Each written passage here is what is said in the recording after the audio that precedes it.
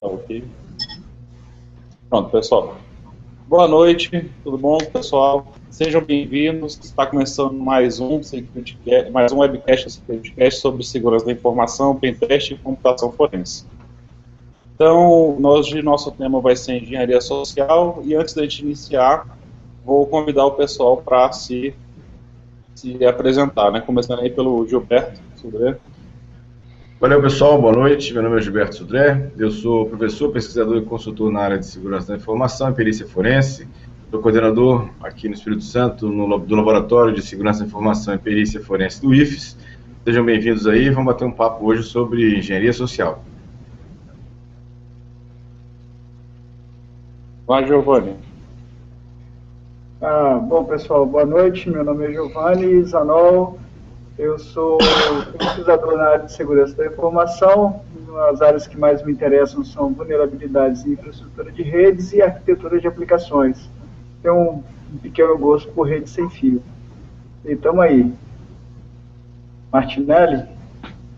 Oi, pessoal, boa noite. Meu nome é Gustavo Martinelli, eu sou advogado, sou professor universitário também. Eu tenho uma formação na área de tecnologia, por isso que eu sou também pesquisador da área de segurança da informação. Espero que vocês curtam o tema hoje, que é engenharia social.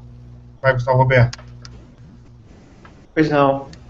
Meu nome é Gustavo Roberto, sou pesquisador na área de segurança da informação. E basicamente isso, né, cara? É por aí. Não sou muito bom de me apresentar. Bacana. Então, pessoal, meu nome é Alcion Júnior, né? Eu sou consultor em segurança cibernética e segurança da informação, sou professor universitário também, então vamos dar início ao nosso webcast de hoje. Falando, então, sobre engenharia social. Dá um preview, né? O que seria engenharia social, já para iniciar a conversa, né? Em segurança da informação, ele se refere simplesmente à prática de interações humanas para que as pessoas revelem dados sensíveis sobre um sistema de computadores, redes ou informações.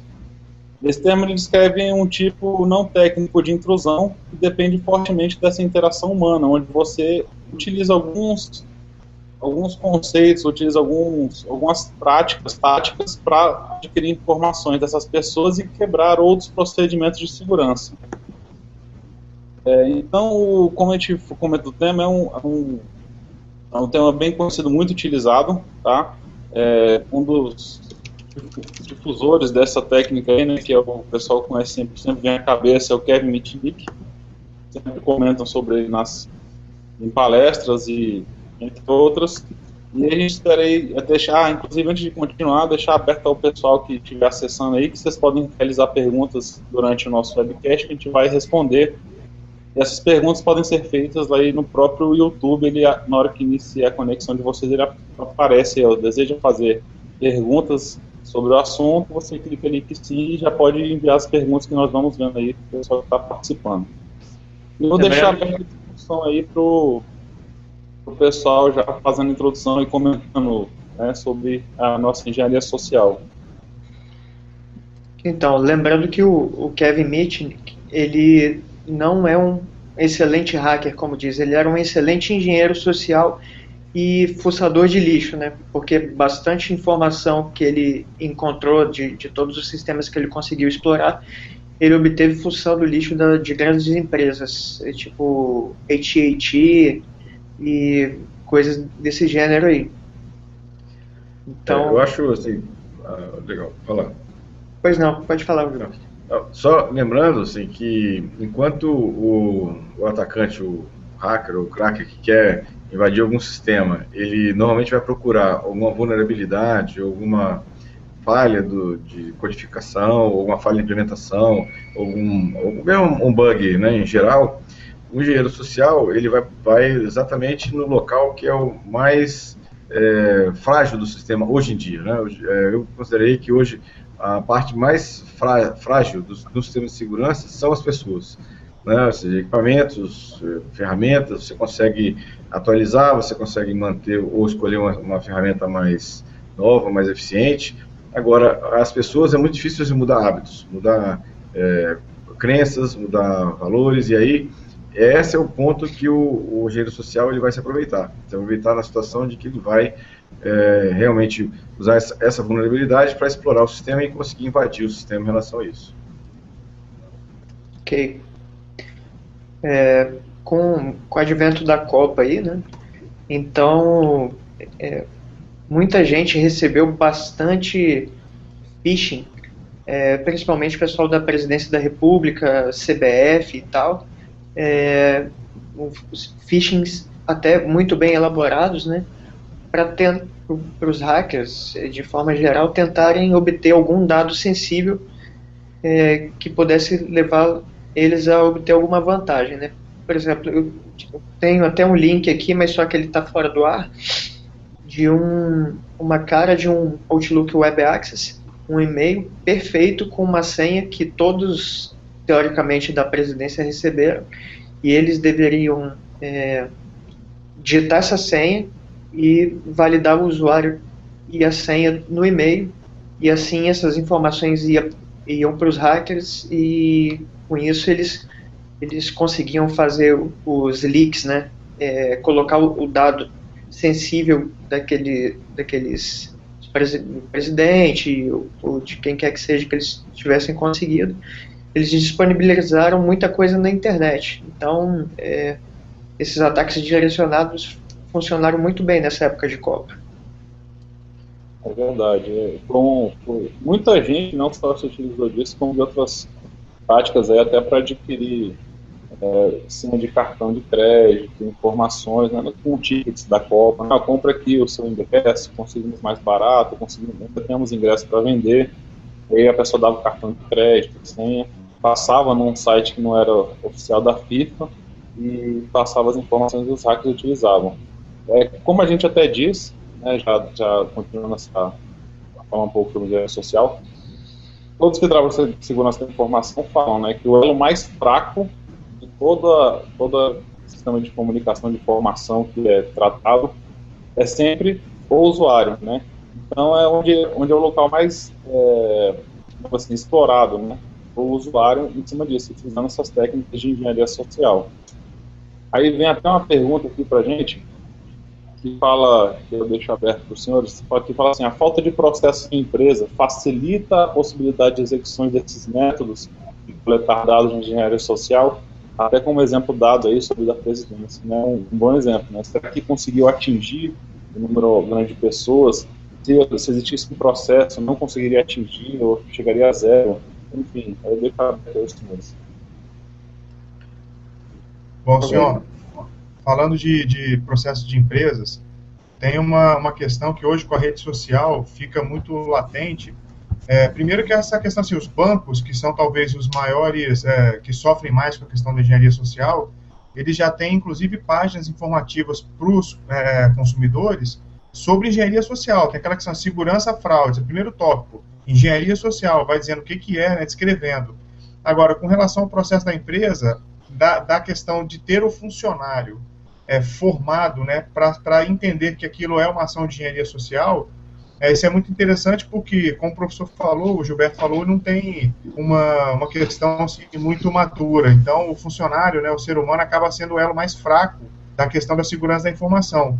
Agora, como forma de coibir a engenharia social, é recomendável, inclusive da esfera do direito mesmo trabalhista, que a empresa ela não permita o acesso à rede social durante o expediente e mais que o funcionário ele evite comentar informações que ele entende ser sem nenhum risco na rede social. Por exemplo, ele comenta que um sistema, e diz o nome do sistema está fora do ar, que o setor que cuida do sistema deveria olhar.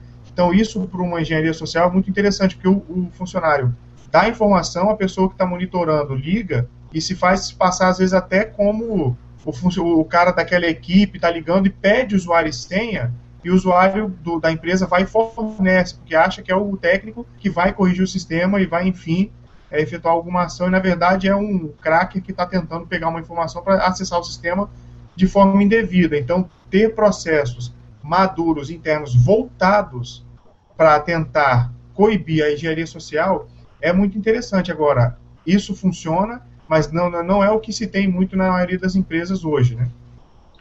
Nesse caso, Gustavo, só complementando, quer dizer, esse processo interno, obrigado ao Raider pela pergunta, esse processo, em geral, chama-se política de segurança. Então, ou seja, quando você define uma política de segurança, a política de segurança diz exatamente quem, quando, onde, como pode ter acesso às informações, e você vai, dentro da política de segurança, capacitar os colaboradores exatamente para eles entenderem quando eles devem ou não devem fazer alguma ação em relação às informações e como eles devem lidar com as informações. Então, por exemplo, é claro que no caso da política de segurança, os usuários eles vão entender que eles não podem, por exemplo, trazer um pendrive de casa, que eles nunca passaram nenhum tipo de antivírus, coisa parecida, e usar na máquina diretamente. Da mesma forma, eles têm que ter noções de como manipular, onde armazenar e como distribuir as informações e para quem distribuir as informações. Então, realmente precisa ter processos formais dentro da empresa, aí a gente chama de política de segurança, ela abrange mais do que isso, mas uma das funções da política de segurança é essa, de definir exatamente como a gente vai lidar com o ambiente das informações, como vai lidar com as informações sigilosas ou privadas da empresa, né, e como os usuários vão fazer isso dentro da empresa. Então, a política de segurança é uma das questões que vai definir formalmente isso. Ô Gilberto, então, complementando, não é só estabelecer a política de segurança, é preciso treinar o corpo também, né? Exatamente. A política de segurança, ela, depois de implementada, ela passa por auditorias. E uma das auditorias que é feita é verificar se os colaboradores entenderam claramente e estão praticando a política de segurança, de acordo com os procedimentos que foram definidos na política. Então, ou seja, treinar, construir, estabelecer ou implementar e depois você auditar, né, aqueles procedimentos para saber se eles estão realmente sendo feitos ou não. Exato. A engenharia social, né, como a gente comentou, a importância, aliás, a política de segurança, ela vem exatamente com o procedimento, né? A questão do treinamento do usuário é um ponto muito forte. Muita gente pensa, né, ainda isso é muito forte ainda dentro do setor, tanto público quanto privado, mas eu falo mais do público. O setor público hoje fala assim, o pessoal está pensando em investir dinheiro em segurança. Logo na hora já vem na cabeça de todo mundo, a gente tem que comprar, tem que trocar o IDS, tem que comprar IPS, antivírus, vem toda essa ideia na cabeça. Aí quando fala assim, e alguém pensou em aplicar a política de segurança, se há realmente a política de segurança, alguém pensou em aplicar a questão do usuário, será que o nosso usuário está bem tratado? Uma coisa que eu brinco até muito, né? Não adianta nada você contratar lá o Chuck Norris e o Rambo e colocar na porta de entrada ali com fuzil, com carro de combate, etc., se a janela está aberta, né? Então, por quê? O usuário vai abrir ali a janela, vai ligar alguém, às vezes, por exemplo, ligar lá e dizer, aqui é do suporte técnico, eu gostaria de saber a sua senha e seu usuário, porque nós estamos fazendo uma reformulação aqui no nosso e-mail ou no nosso login e senha de todos, verificando a segurança da senha, e a pessoa, às vezes, passa isso aí, enfim, abriu-se as portas, né? Independente de todo o sistema de segurança implementado, né? Questão de Firewall, IDS e esses equipamentos que eu comentei, e outros que existem, para fazer esse bloqueio, essa parte de trazer essa segurança da informação nesse ponto, e esquecem do ponto fundamental, que é o meu usuário, é treiná-lo, colocar na salinha, sentar, né, auditório e falar, você não deve fornecer sua senha, você não deve passar essa informação a ninguém por telefone, o suporte técnico nunca vai pedir sua senha.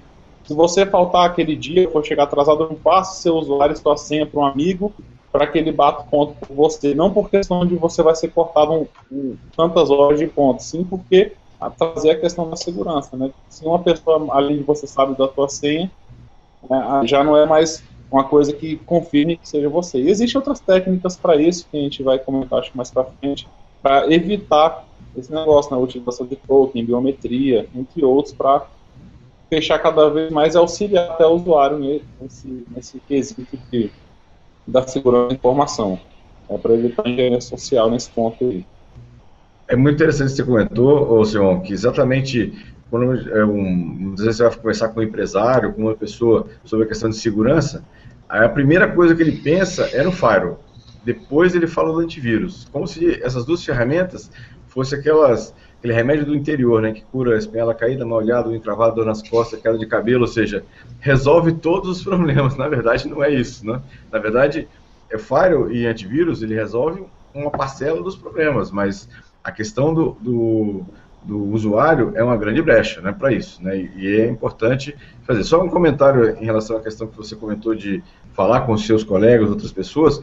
Muitos dos ataques que a gente encontra hoje, né, o vislumbra aí no ambiente, no mercado, as informações vitais partiram de colaboradores que divulgaram essa informação de forma muitas vezes involuntária, mas num encontro com um amigo, num bate-papo numa mesa do bar, né, passa alguma informação, ou até na mesma rede social, passa alguma informação importante, e o atacante vai lá, coleta aquela informação e usa aquilo para poder atacar a empresa.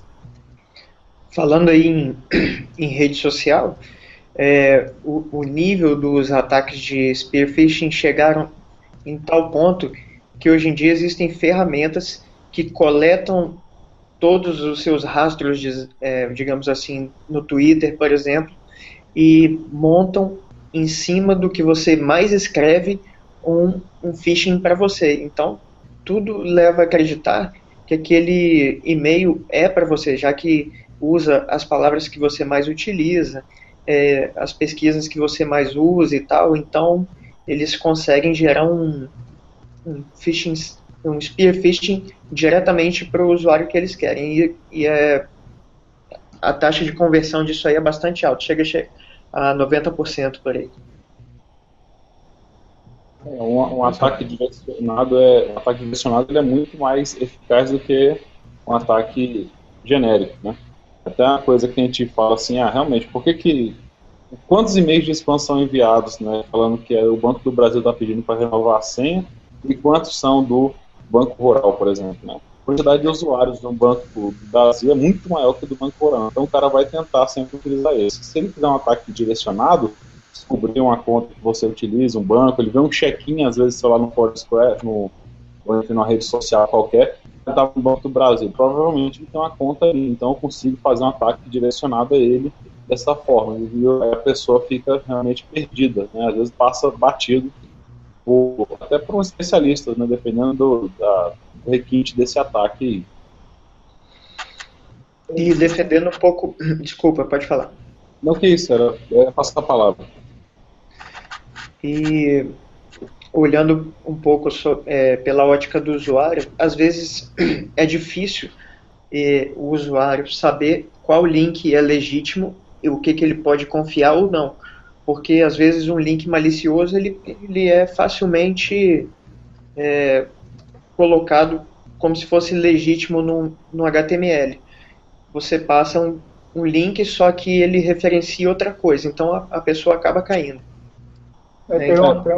Gustavo, tem uma coisa ainda interessante nessa coisa da pessoa perceber se o link é válido ou não, o que dificulta bastante, são esses sistemas de conteúdo distribuído, tipo a Akamai, por exemplo. Sim. Que o link eu estou lá no Facebook, mas a imagem do Facebook não vem com o nome facebook.com, já vem com um distribuidor de conteúdo lá e você não fica meio sem saber se é legítimo ou não.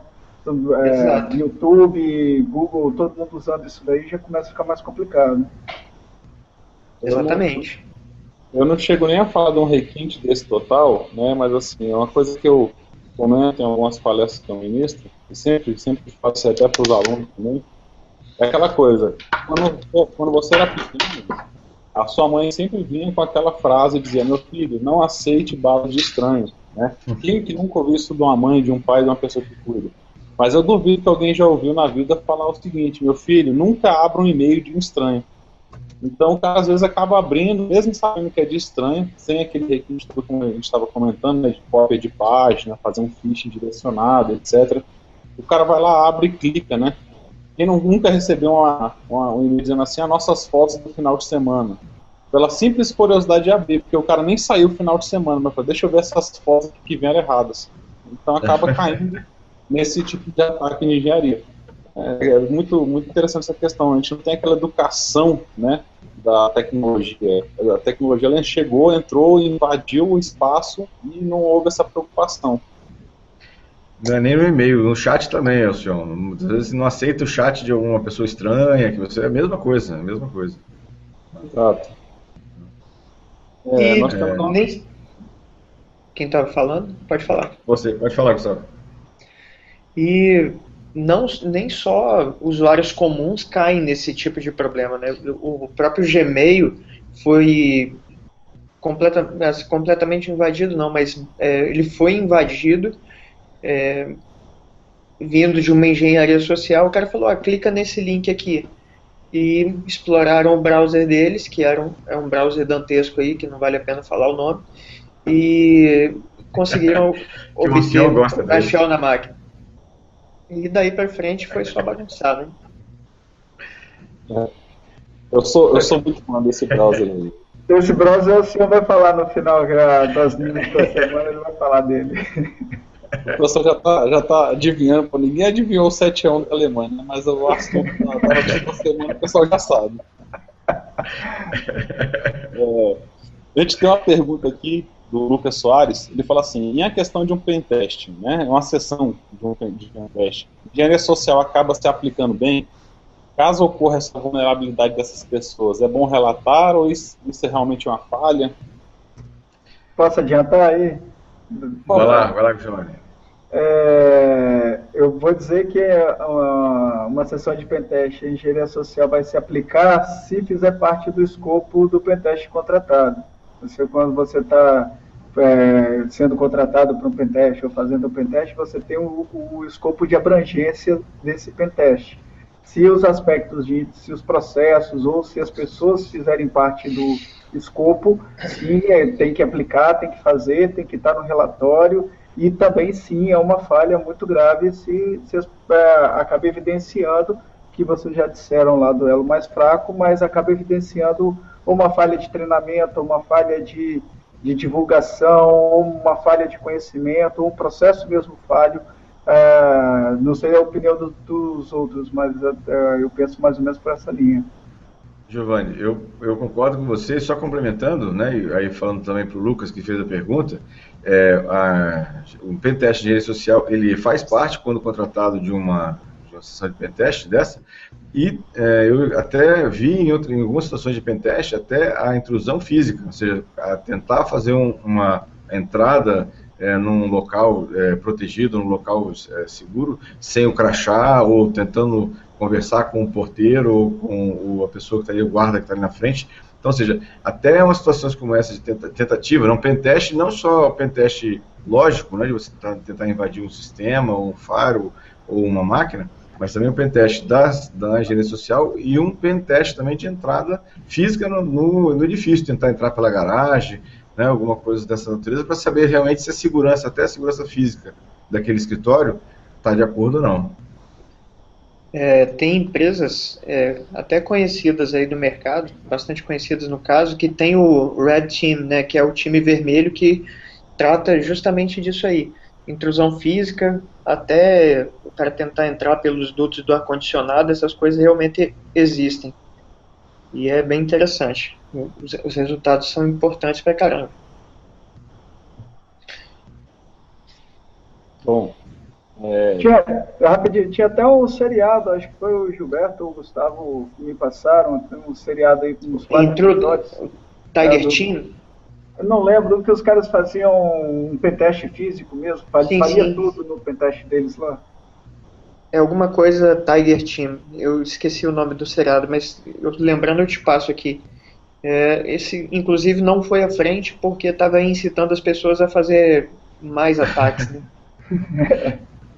Academia do pentest.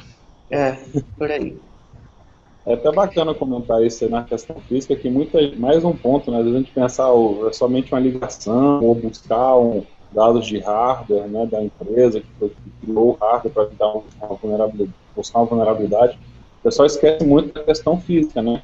O perímetro de física de segurança, os seguranças, o uso do crachá, entre outros, é um elo muito fraco ainda, né, que o pessoal tem que se atentar.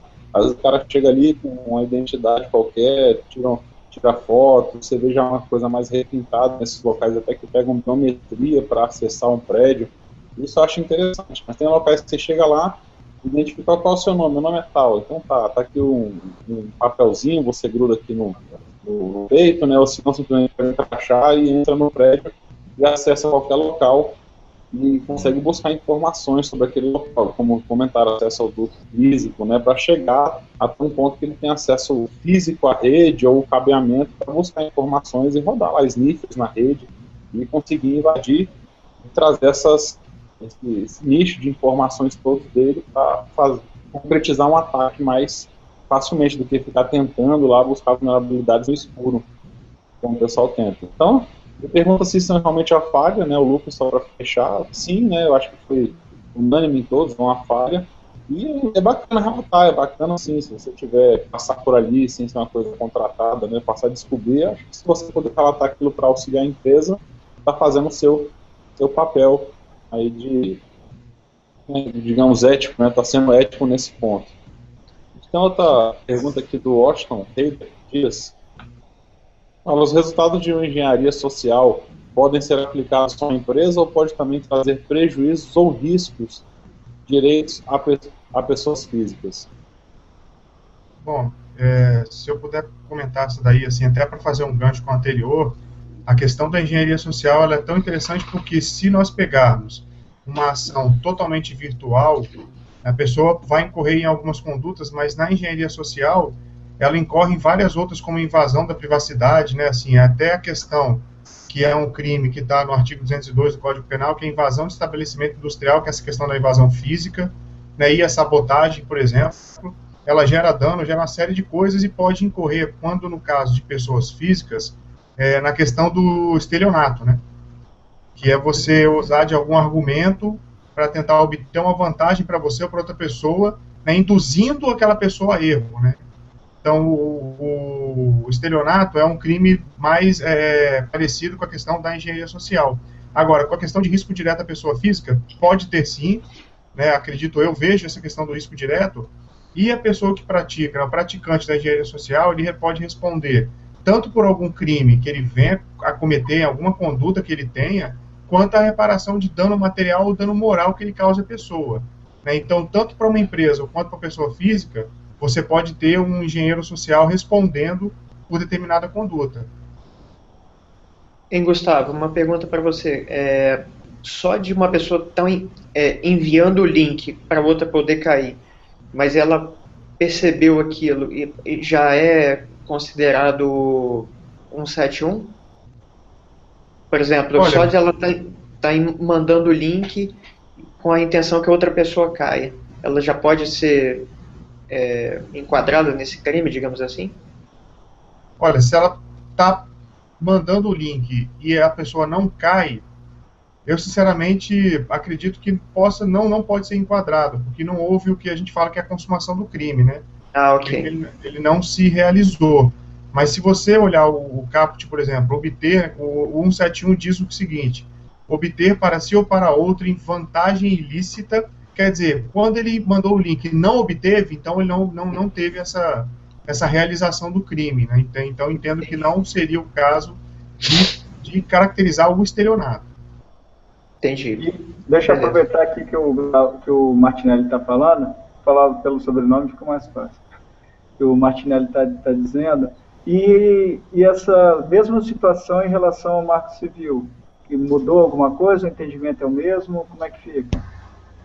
Não, na verdade o Marco Civil não alterou isso, porque na verdade ele veio estabelecer a guarda de logs, né, outras questões para se propiciar a investigação de crimes como um envio de link para tentar invadir uma pessoa, por exemplo. Mas vamos pensar em relação à privacidade, que eu vou enviar um link para ir diretamente contra a privacidade da pessoa. Eu lembro lá que tem uma parte falando especificamente sobre essa questão de tentar ou de conseguir invadir o sistema de outras pessoas, não tem uma parte dessa? Não, na verdade, essa é a Lei Carolina Dickmann, né? Que é a invasão de dispositivo informático. Isso. Nesse caso, tudo bem, ele seria, mas assim, é uma questão de invasão, né? Não seria um estelionato ou alguma outra situação. Então, mas Gustavo, olha só, se alguém tentou invadir, né, e não tem o contrato estabelecido com a empresa de que vai fazer um pentest, ou seja, se não existe uma relação de prestação de serviço, que eu fui contratado para fazer pentest numa empresa, e eu faço o pentest sem esse contrato, na verdade eu estou... Não, olha só, tudo contra a bem. lei, né, nesse caso. Sim, na realização de um pentest filantrópico, né, você quer ajudar a empresa, mas não foi contratado para aquilo. Não, realmente você vai incorrer nesse crime. Né, se você exatamente. efetivamente invadir um sistema ou uma base de dados. Assim.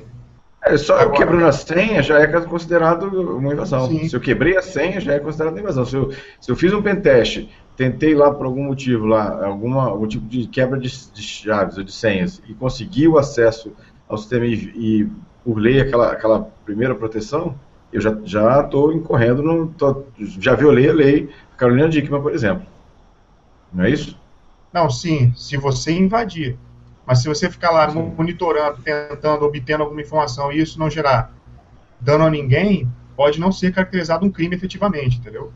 Você tem que ter uma ação. Só colocando na parte prática, por exemplo, se tem alguém monitorando, se eu tenho uma rede aberta, sem criptografia nenhuma, eu estou monitorando os dados da rede, isso não é invasão. Porque eu não quebrei senha nenhuma, não burlei nenhum tipo de sistema de segurança. Agora, se tem uma criptografia, por mais básica que ela seja, né, uma criptografia web, né, que é uma criptografia fácil de quebrar, e eu burlei essa senha e invadi o sistema, eu incorri numa quebra de senha e num crime, né, nesse caso. Fora essa quebra da segurança, que para a gente isso é muito claro, né, quebrou qualquer tipo de segurança, ele quebrou uma segurança. Que é o que o artigo da Carolina Dickmann fala, mediante violação indevida de mecanismos de segurança, né? Agora, tem uma parte interessante que fala qual é a finalidade do crime, né? Obter, adulterar ou destruir dados ou informações sem autorização expressa ou tácita. A questão do obter é muito interessante porque o que é obter? Eu obtive impresso, eu levei um pendrive ou apenas visualizei na tela? De certa forma, quando eu visualizei na tela, eu obtive ou não, né? Essa é uma discussão bem interessante da Lei Carolina Dickmann, né? Porque eu posso invadir, posso ter acesso, mas eu não trouxe nada comigo, ficou tudo lá. Mas é a questão visual da minha própria memória mesmo, biológica, né? Isso eu obtive ou não. Você obteve, né? Não tem dúvida nenhuma, né? Eu vou poder trabalhar com aquele dado, né? Com certeza. Você já não é... As suas conclusões dali para frente vão ser diferentes das conclusões que tinha antes daquela informação. É um entendimento, né, professor? É um entendimento, né, Juliano? Sem dúvida, sem dúvida. Não é assim. Eu não sou advogado, mas... o direito é bonito por causa disso, né? Eu queria colocar a linha na fogueira. Uma vez entrou uma discussão num debate que estava tendo, e comentou o seguinte: quando caracterizar o roubo, né? Se eu chego aqui, vou aí na sua casa, pego o seu computador e levo embora. Esse caracteriza o roubo. Agora, se eu chegar a acessar suas informações na HD e fazer uma cópia, né? Copiar o seu arquivo. O arquivo está no seu computador, eu copiei o arquivo e levei. Tá? Isso a gente sabe que isso é um roubo de informação. Estou roubando, fiz uma cópia. Tá? Ele caracteriza, aí entrou e falou assim, mas isso aí seria caracterizado como uma xerox, talvez, como se eu pegasse um livro, tirasse uma xerox e entregasse de volta, porque o produto ainda está com você, não está comigo. Eu levei informação, tá? Sem divulgar. Aí a gente entrou no debate e ficou nessa discussão, aí como não tinha ninguém comentando sobre isso, é até interessante você fazer um comentário, já que entrou nesse ponto da discussão aí.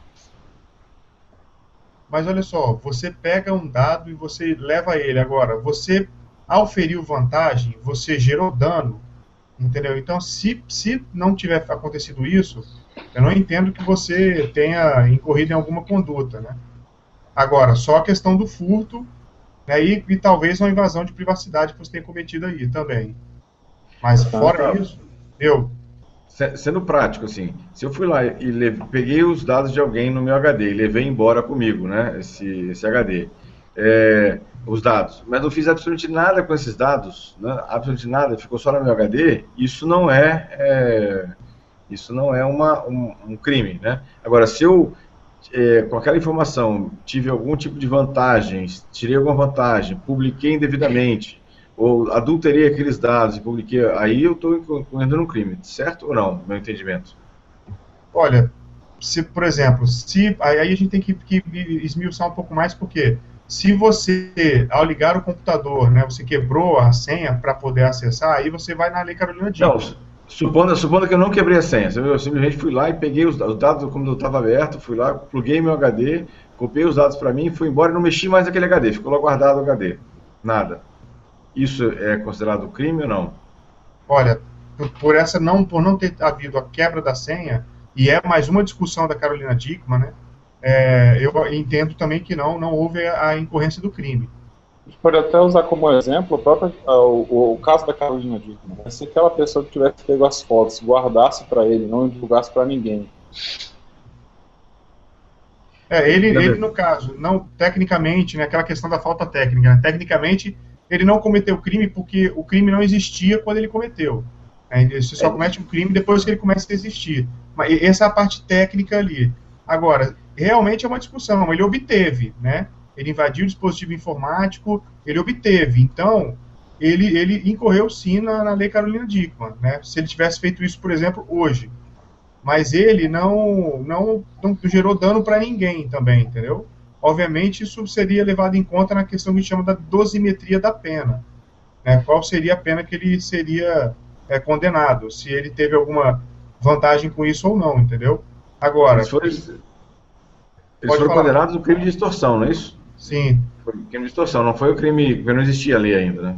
Exatamente, não existia a lei e você vai para outra conduta, né? Porque não tem uma questão específica. Mas a questão da extorsão, por exemplo, eles constrangeram, né, ela, né, mediante violência ou grave ameaça. Qual é a grave ameaça? Eu vou divulgar as informações, né, com o intuito de obter para si ou para outro uma vantagem econômica indevida, né? E fazer ou tolerar que se faça ou deixar de fazer alguma coisa. Então, é por isso que eles foram para a extorsão. Agora, hoje, eles iriam para a questão da Carolina Dickmann. Agora, é muito melhor na questão ir para a extorsão, né? Até porque a pena é muito maior. Na lei Carolina Dickmann, a gente tem uma pena muito branda, mas ele incorreria também na extorsão e na Carolina Dickmann, né? No que é o artigo 154A do Código Penal. Então ele teria duas condutas, né? Hoje está sendo explorado aí um pouco essa tua área, mais específica. Tem uma pergunta aqui do Guilherme Matos, né, falando assim, a lei número 12.737... É a Carolina Dickmann. Quase te induz a realmente praticar o crime. Na verdade, foi só uma afirmação, não foi uma pergunta, né? Ele fala que te induz a praticar o crime. Mas, enfim... achei que fosse uma pergunta. Só complementando, a lei, se não me engano, o Gustavo aí pode me corrigir se eu estiver enganado, mas ela cita na lei que até a questão de você portar e você distribuir ferramentas de pentest, você já estaria incorrendo em um ilícito. Isso tá na lei? Se não me engano, está na lei, não é isso, Gustavo? Porque ele fala instalar vulnerabilidades para obter vantagem ilícita. Agora sim, o caso do pentesting é o quê, né? Obter vantagem ilícita ou não. Se não for, então não se enquadraria no que está no caput. O pentest não seria ilícito se você tivesse um contrato claro entre a empresa, falando assim, olha, você foi contratado para fazer isso, né, e tem um propósito, né, que não é um propósito de invadir, é um propósito de verificar a vulnerabilidade, né? Isso, porque assim, o que o Gilberto está falando é o parágrafo 1º do artigo 154A do Código Penal, que é esse da Lei 12.737, que fala o seguinte: na mesma pena incorre quem produz, oferece, distribui, vende ou difunde dispositivo ou programa de computador com o intuito de permitir a prática da conduta definida no caput. O caput é justamente aquela parte que a gente leu, né? Invadir dispositivo informático alheio. Né? Então, assim, é isso que o Gilberto está falando. Então, fazer programas que visem, né, a quebra de segurança para obtenção de informação sem autorização, né, com o objetivo, obviamente, de obter vantagem ilícita, então você estaria incorrendo nesse crime. Agora, só um pentest, só fazer um pentest sem o objetivo de obter vantagem ou de quebrar alguma segurança, então eu não entendo que estaria incorrendo no crime da Lei Carolina Dickmann. Bacana. Deixa eu só ler a pergunta que já me fizeram na rede social aqui, já tem um tempo. Aí ele vem e questiona aqui, o que seria a engenharia social reversa? Eu vou dar a introdução, depois eu passo a bola para o pessoal. O que eu conheço assim é que é como se fosse uma situação onde a vítima aborda o hacker e oferece a ela informações que ele deseja Só que, no caso, parece que é uma situação improvável, digamos assim, né? Questão de autoridades. Vocês podem, se tiverem conhecimento, para complementar aí essa pergunta do Jonathan Nunes.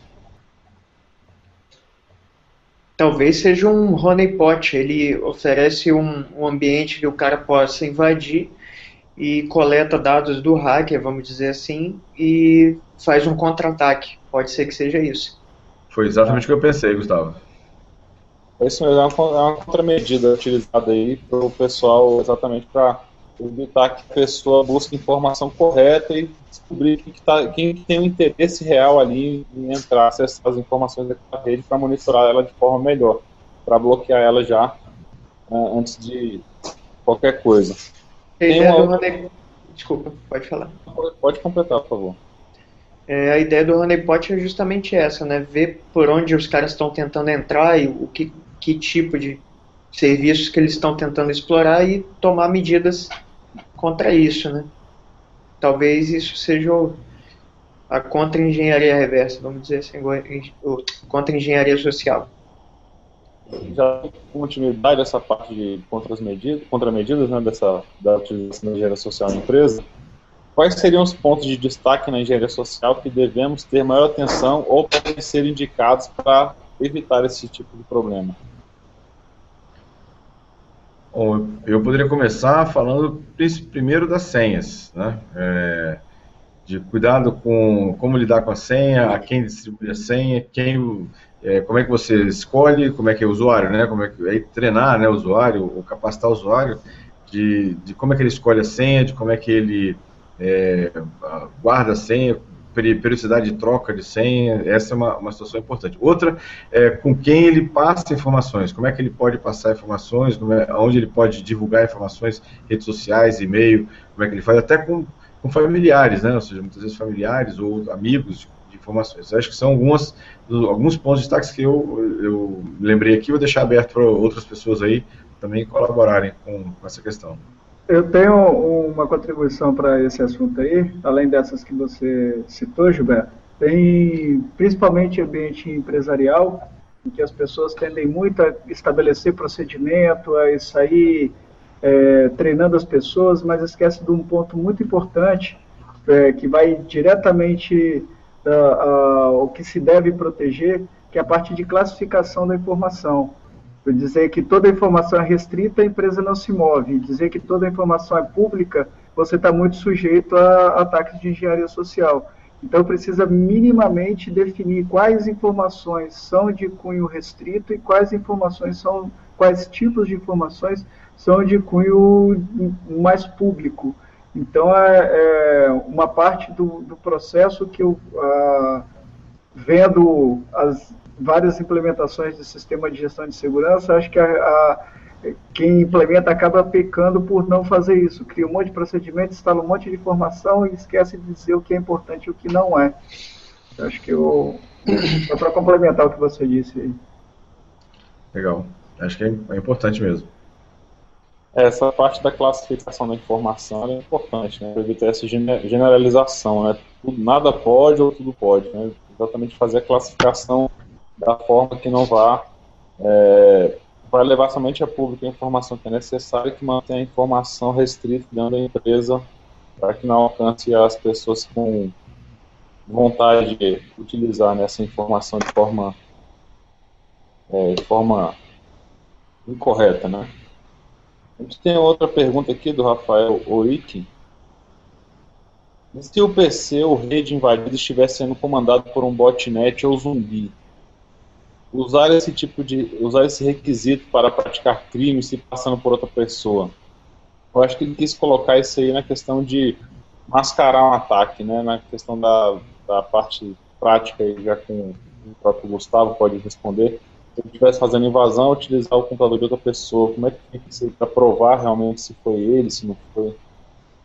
Na verdade, assim, o autor, né, assim, a pessoa que vai responder por isso é quem instalou o botnet ou o zumbi, né? Foi quem fez essa armadilha. Agora, se usou o computador de outra pessoa, e o Gilberto também pode responder, a questão da perícia vai revelar, né, que aquele computador ele teve um programa instalado, né, e até assim, se dependendo de como for, quem instalou, né? provando que não é o usuário que usa ele todo dia, que é o cara que realmente instalou aquele programa para fazer essa ludibriação, essa enganação. Então isso depende muito da perícia para elucidar o caso, né? Agora, quem responde por isso é o autor do bot que foi instalado na máquina.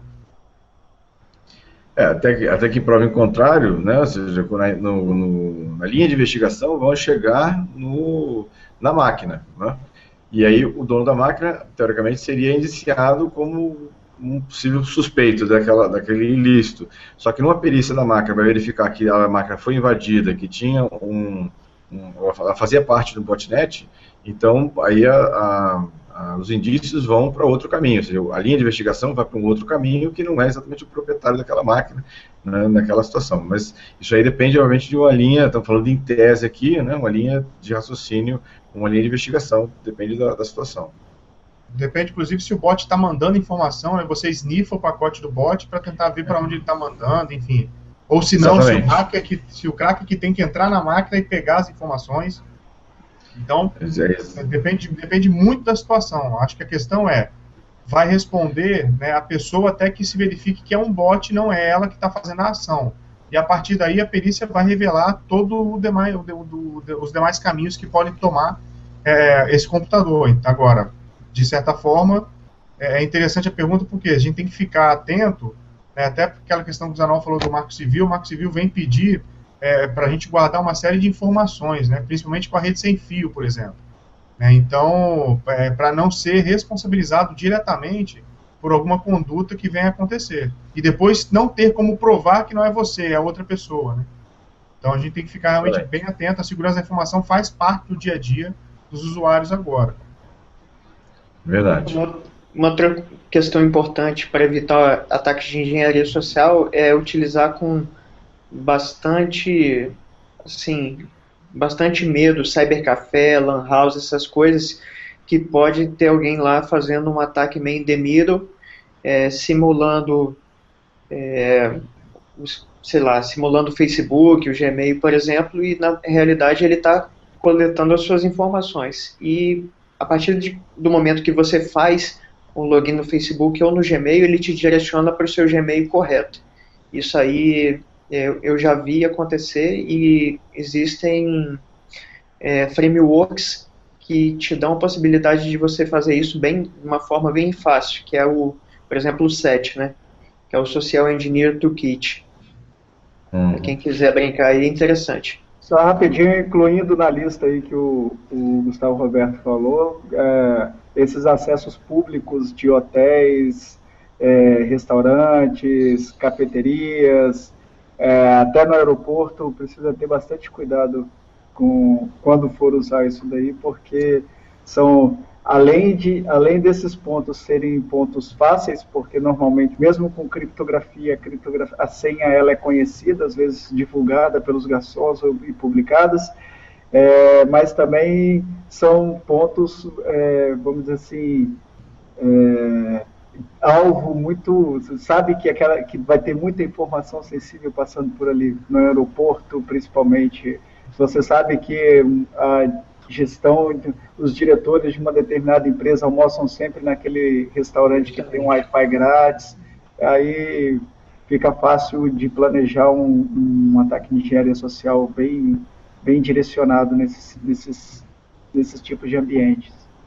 Você tem um excelente banco de senhas no seu celular, por exemplo, se você instalar o Mandic Magic, que normalmente o pessoal coloca a senha lá de todos os roteadores, os wireless que eles foram passando, né?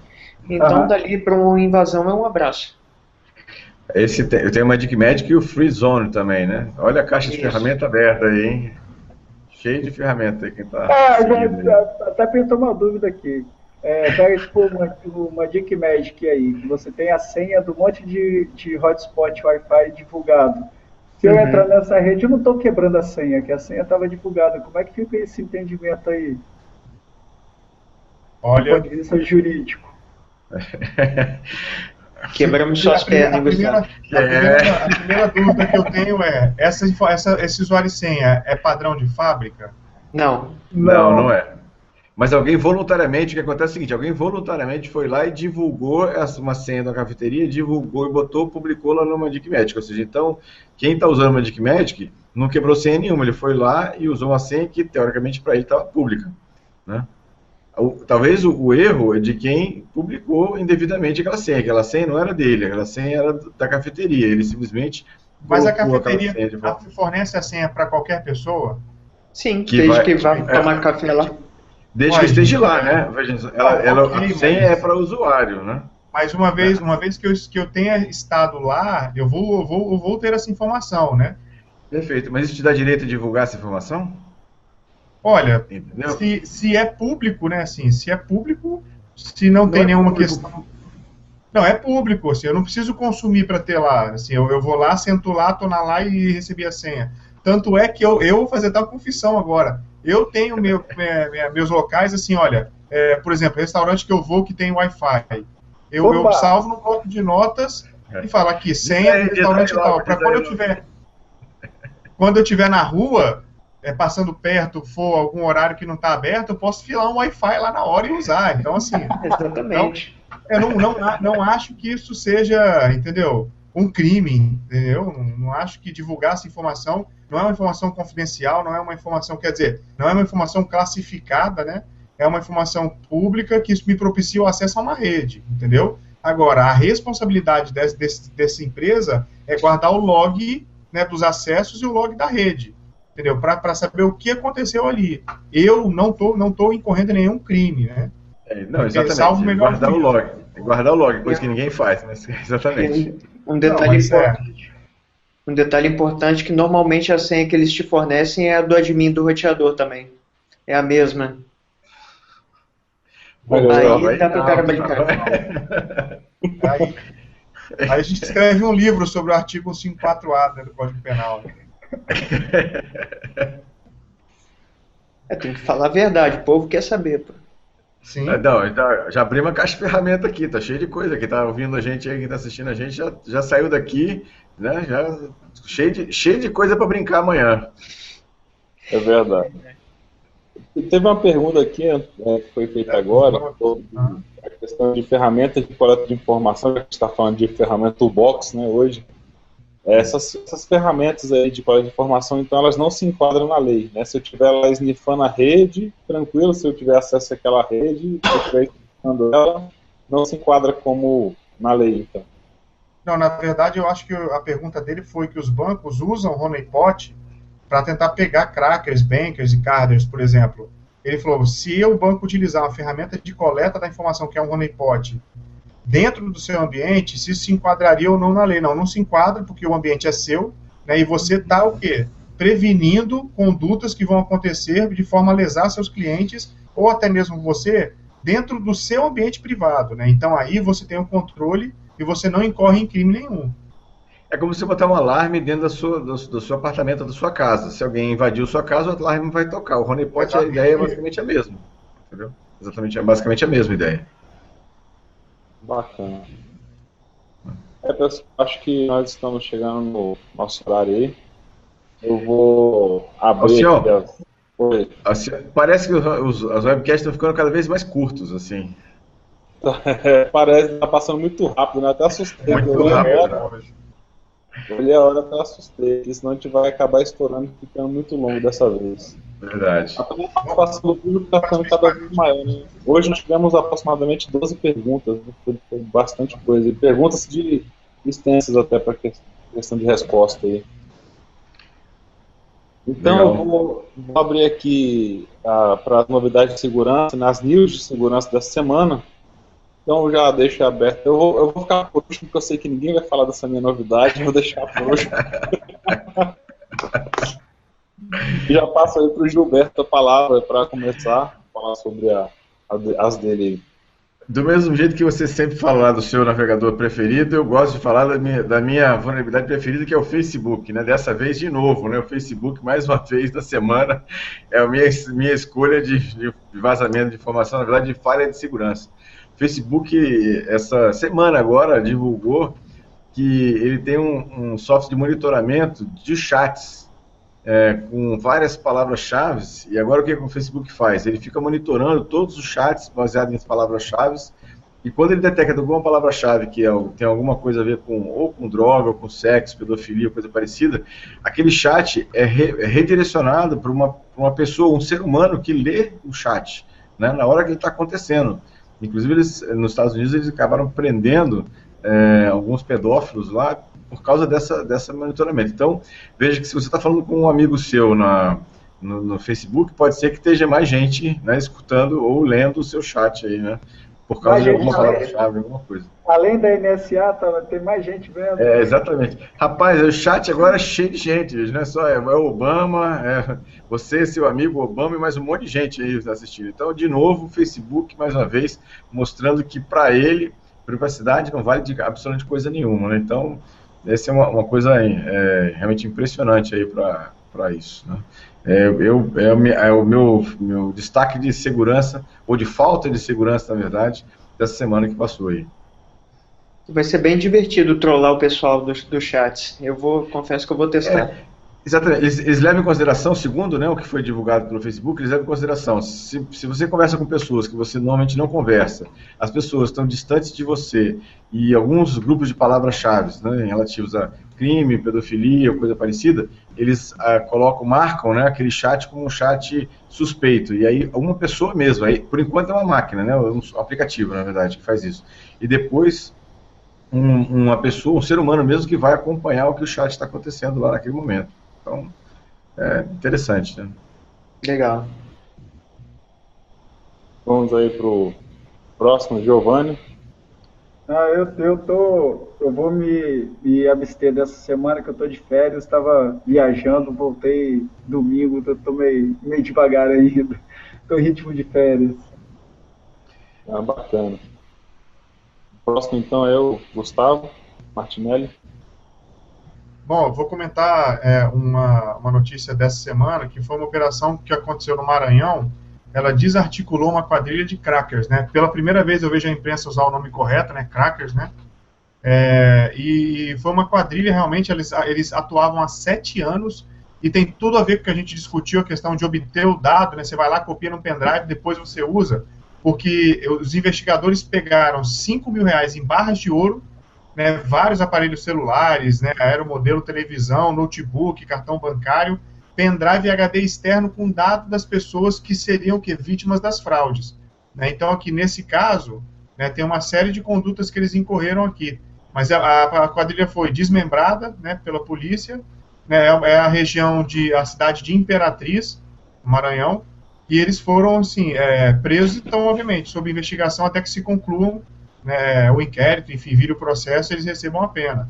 Mas eles vão responder por furto qualificado, mediante fraude, interceptação, né, que fala tecnicamente telemática ilegal, e violação de sigilo bancário, né, fora outros crimes que eles também incorreram. Então, achei bastante interessante porque o ponto de partida foi literalmente o IP que a polícia conseguiu pegar, e aí foi investigando e conseguiu o quê? Mapear toda a quadrilha. Então alguém, né, como naquela época do Anonymous, o Sabu, né, ele deu um vacilo no IRC e pegaram, o FBI pegou ele. Então, em algum momento alguém deu um vacilo aqui e pegaram o IP e conseguiram desmembrar a quadrilha. Show de bola. Então, o Gustavo, então, agora, né? Isso. Só um comentário dessa aí que o Martinelli falou, que eles foram espertos, que foram com barra de ouro, né? Que vale mais do que dinheiro. Sim. Então, teve na semana passada aí, saiu um monte de notícia, né? Falando. Não vou falar do Internet Explorer dessa vez, tá? Não vou falar, não, já tá ficando batido. Vou falar sobre a NSA, já que tá todo mundo falando de NSA. O pessoal que está utilizando aí o Tor, né, que utiliza o Tor, não sei se vocês estão sabendo que a NSA agora está fiscalizando quem acessa, visita ou já visitou o site do Tor, né? O Tor, para quem não sabe, é aquele anonymizer, né, de conexão, que a pessoa instala e utiliza ele como um proxy, né, um proxy para conexão. Então muitos hackers utilizam ele para evitar ser descoberto que está fazendo uma invasão, mais uma lista de ferramentas hoje. Utiliza o Tor para fazer essas invasões. E então ele está olhando quem está fazendo acesso a esse site para fazer o download da ferramenta ou conhecer somente, provavelmente para fazer um leque de pessoas e usuários que estão atrás ali da informação da ferramenta para realizar alguma coisa, algum tipo de ataque, para começar a fechar o cerco em cima dessas pessoas, já que não tem como, até então, não conseguiram descobrir, né, fazer o roteamento completo dentro dessa grande rede aí. Eu já aproveito então, né, se alguém tem algum comentário. Acho que o Gustavo Roberto, destaque de segurança dele. Então, cara, não foi nenhuma notícia que eu vi, eu presenciei instalar no coletor de envelopes de um banco aqui de Jardim da Penha, da região que eu moro em Vitória, estava com aquele dispositivo que o envelope entra e eles coletam o envelope, não emite, digamos, aquele recibinho, né, falando que recebeu o envelope, nem nada. Ele simplesmente engole o envelope e fala que a operação foi concluída. E vários caixas de bancos diferentes aqui dessa região estavam com isso até a semana passada. Essa semana eu não fui em nenhum banco, então não consegui observar se tinha. Mas até a semana passada tinha bastante. Em diversos bancos, inclusive. Acho que todos, então, falaram aí, né? É isso. Então vamos às despedidas, né? Vou fazer a parte inicial. Primeiramente, vou agradecer aí a todos que acompanharam, em especial o Obama, né? Que deve estar aí nos observando. Agradecer o pessoal que trouxe as mensagens, né? Que trouxeram as perguntas. Tiveram algumas que a gente não conseguiu responder pelo nosso tempo, mas a gente vai ver se consegue depois responder com calma nos nossos canais de comunicação. No Facebook, é o facebook.com/seccast. Nós temos o nosso canal no YouTube, que vocês estão acessando aí, é o youtube.com/securitycast. E no iMasters também estamos presentes, que é imasters.com.br/perfil/securitycast para acessar.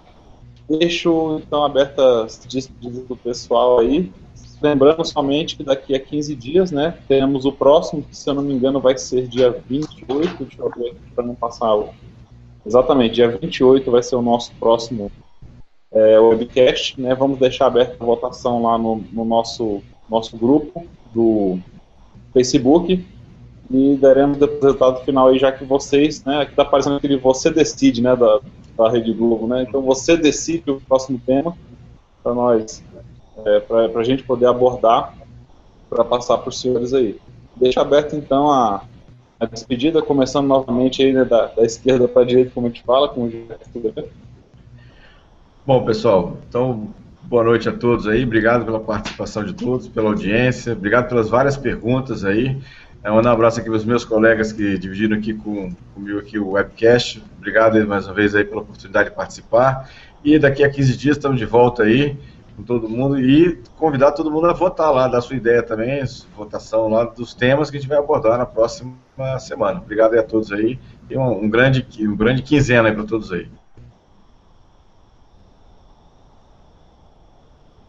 Por favor, Giovanni. Agradecer a todos, agradecer aos colegas de webcast aí. Um abraço, até daqui a 2 semanas. Vamos torcer para ser um assunto bem bacana lá para a gente poder desmiuçá-lo. Abraço para todos. Martinelli? Por favor. Pessoal, muito obrigado pela participação, pela audiência, por ficar assistindo a gente, participar, mandando perguntas. E vamos continuar votando. Daqui a 2 semanas a gente volta para abordar o tema que foi escolhido. Boa noite para todo mundo, meus amigos aqui, Alcion, Gilberto, Gustavo, Giovanni. Até daqui a 2 semanas, efetivamente no SecurityCast, mas a gente precisa disso para se ver, né? Verdade. Gustavo, então, é isso aí, galera. Boa noite a todos, obrigado aos participantes aí, e tomara que vocês se divirtam bastante com as ferramentas que a gente falou, e caso invada alguma coisa, tudo culpa do Gustavo Martinelli. Ele é um advogado. Se precisar de advogado, estou às ordens. Verdade. Então, senhores, ou então, só para finalizar, obrigado a Gilberto aí, o Giovanni, o Gustavo Martinelli, o Gustavo Roberto, e até a próxima transmissão. Boa noite a todos. Boa noite. Valeu. Aê.